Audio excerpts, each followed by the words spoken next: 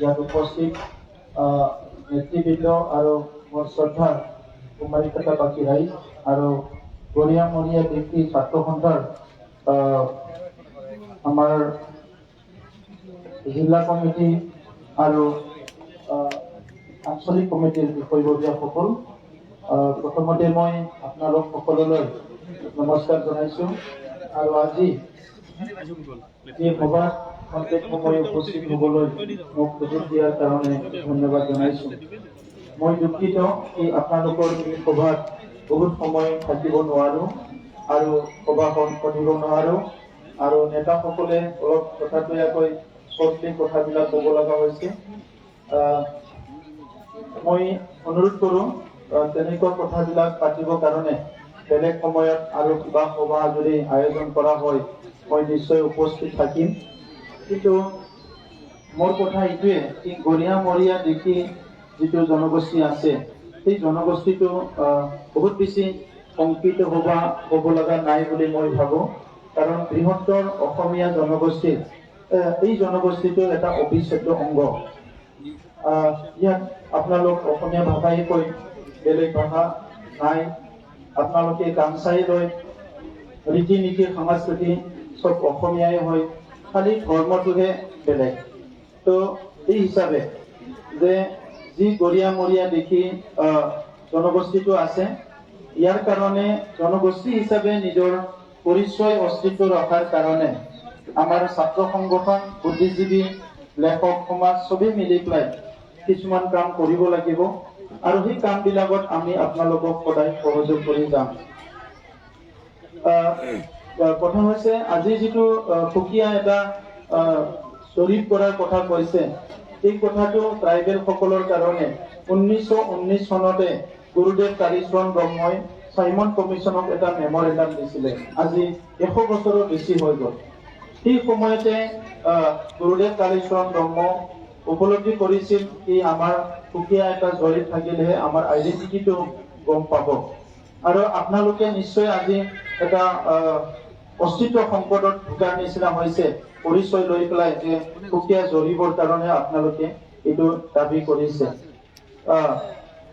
তো ইয়াত মোৰ একো দ্বিমত নাই। অসম চৰকাৰে সুকীয়া জৰীপ কৰাত মোৰ কোনো দ্বিমত নাই, মোৰ ইয়াত পূৰ্ণ সমৰ্থন আছে। আৰু মই এই নিৰ্বাচনী কোড অফ কণ্ডাক্ট যোৱাৰ পিছতে মই এই জৰীপটো হ'ব লাগে বুলি বিটিআৰ চৰকাৰৰ পৰাও অসমৰ মুখ্যমন্ত্ৰীলৈ এখন মই পত্ৰ প্ৰেৰণ কৰিম। এতিয়া প্ৰথম হৈছে মই এইটোকে কৈছিলোঁ যে গৰিয়ামৰীয়া জনগোষ্ঠী ক'ত আছে সেইটো চৰকাৰে কেতিয়া কৰিব আমাৰ ছাত্ৰ সংগঠনে নিজাববীয়াকৈ কৰিব পাৰে।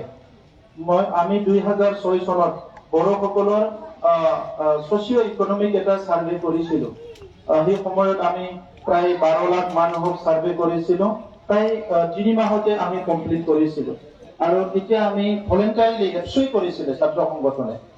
তো গতিকে আজি গৰিয়ামৰীয়া সংগঠনক কৰিব পাৰে, তেতিয়া আপুনি ওলাব পাৰিব কি আপোনাৰ পপুলেশ্যন ক'ত কিমান আছে আৰু সেই হিচাপে কিছুমান পলিচি কৰা যাব। এই জনগোষ্ঠীটোৰ প্ৰয়োজনীয়তাটো কি আছে, অভাৱটো কি আছে, সমস্যাটো কি আছে।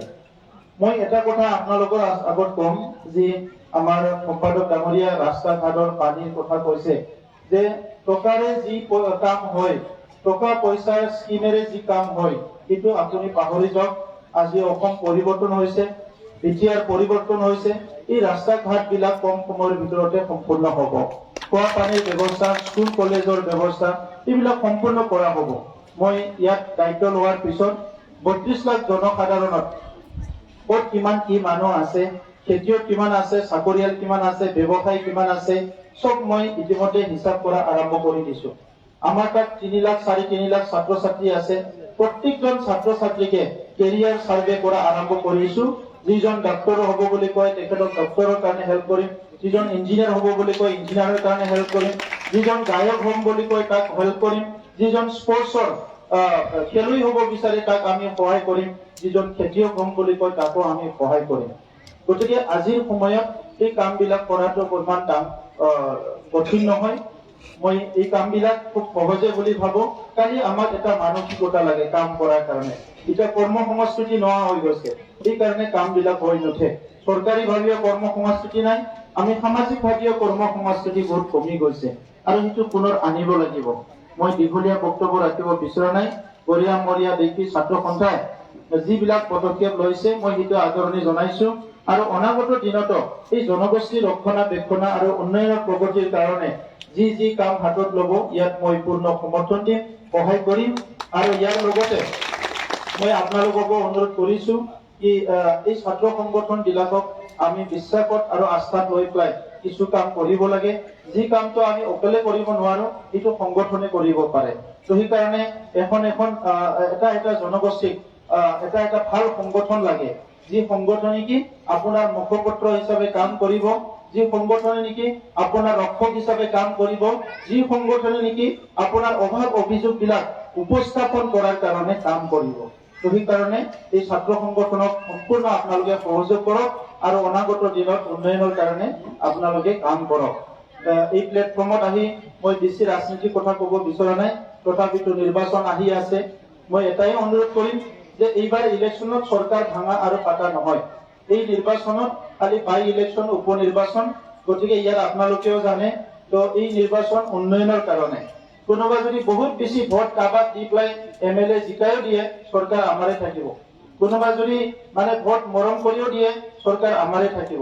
গতিকে এই অঞ্চলৰ ৰাইজক মই নিশ্চয় এজন ৰাজনীতিত থকা ব্যক্তি হিচাপে অনুৰোধ কৰিম কি আমাৰ ওপৰত যাতে আশীৰ্বাদটো ৰাখে, আপোনালোকে অলপ সহায় কৰে, সেইটো মই অনুৰোধ কৰিম। আৰু অনাগত দিনত যিখিনি সমস্যা আছে আমি একেলগে মোকাবিলা কৰিম। বহুত সময় গ'ল, স্বাধীনতাৰ ৭৫ বছৰত আমি বেলেগ ট্ৰেইনত উঠি আহিলো, কিন্তু আমাৰ যিটো ডেষ্টিনেশ্যন, যিটো আমাৰ টাৰ্গেট, ইয়াত আমি গৈ নাপালো। তো সেইকাৰণে আমি এতিয়া, মই এজন ৰাজনীতিবিদ হিচাপে ক'ব বিচৰা নাই, মই ৰাজনীতিবিদ নহয়ও, নতুন এজন মানুহ ৰাজনীতিত, আৰু মই বহুত দিন ৰাজনীতি কৰিবও বিচৰা নাই, ৰাজনীতি নেতাও হোৱা মোৰ উদ্দেশ্য নাই। তো সেইকাৰণে যিকেইদিন ৰাজনীতিত থাকিম সমাজ সেৱা কৰিম বুলি আহিছো, আৰু মই বুজি পোৱা ৰাজনীতিটো সমাজ সেৱা কৰাই এটা নীতি হয়। তো সেইকাৰণে আপোনালোকে আমাক বিশ্বাস আৰু আস্থাত ৰাখি অহা ৪ বছৰ ৪ মাহ ৩ মাহ চৰকাৰ আৰু আমাৰ আছে, এইখিনি সময়ত আপোনালোকক সহায় কৰাৰ কাৰণে, আপোনালোকৰ কাম বিলাক কৰাৰ কাৰণে এইবেলি যাতে এই আমাৰ যিটো নিৰ্বাচন আহি আছে তাত আপোনালোকে সকলোৱে বেলেগ স্বাৰ্থটো বাদ দি জনগোষ্ঠীটো আগুৱাই নিয়াৰ স্বাৰ্থত যাতে ভোট গ্ৰহণ কৰে বা ভোট দান কৰে, এইটো মই আপোনালোকক অনুৰোধ জনাই মোৰ বক্তব্য সামৰিছো। ধন্যবাদ।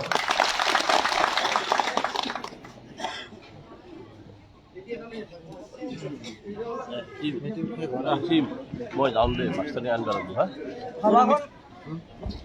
আমাৰ চলি থাকিব।